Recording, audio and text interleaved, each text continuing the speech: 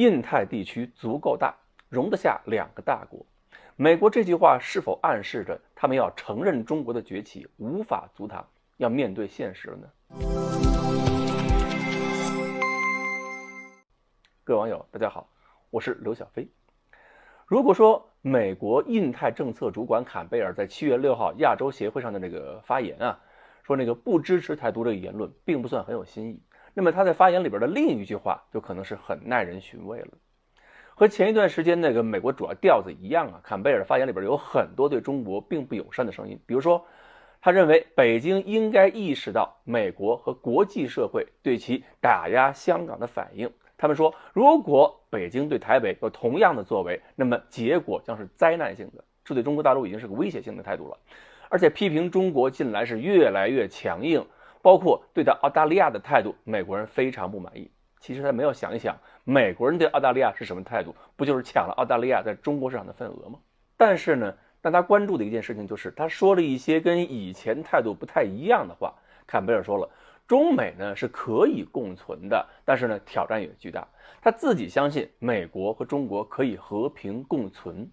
那么这个态度跟以前相比是温和了很多。只不过呢，他认为这一代和下一代还面临着许多这个巨大的挑战。最关键的一句是坎贝尔表示，他希望中国能够认识到印太地区足够大，能够容得下2个大国。这句话呢，让很多媒体认为是美国又拿错剧本了，因为当年就是中国对美国人说的嘛，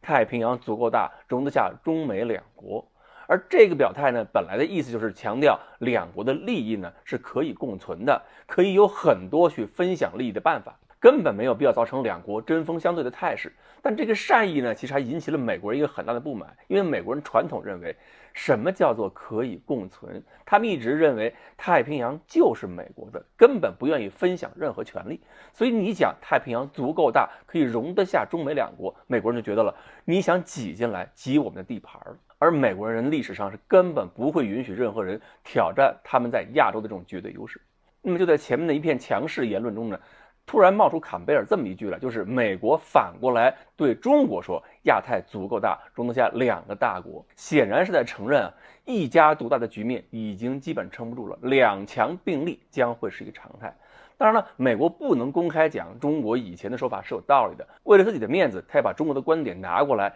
进行了一个洗稿之后，改几个字，把太平洋改成亚太，然后呢一本正经假装反过来告诉中国。这其实呢就是一个死要面子的劲儿了。不过坎贝尔呢没说亚太能容下3个大国，只说了2个，应该是不太给印度面子，印度这边很受伤。美国呢拿出这么一个态度，感觉就是美国面对现实的一个必然结果。正如坎贝尔当天说的一样，美国在亚洲的地位呢是正在滑落，而且那个中国利用这个机会拓展了在该地区的影响。